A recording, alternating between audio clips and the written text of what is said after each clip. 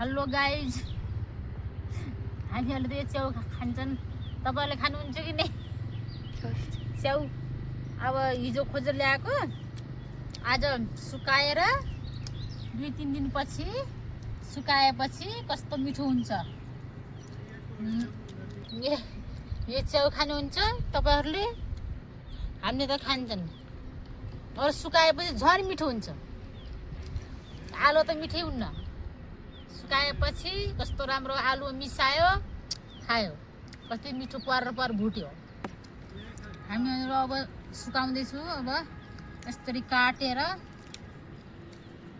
अलिक 3-4 दिन लाग्छ घाममा सुकाउनु। हजुर, सुकाएपछि मिठो हुन्छ यो च्याउ। फेरि जति सुकाएको झन् यति टेस्ट हुन्छ।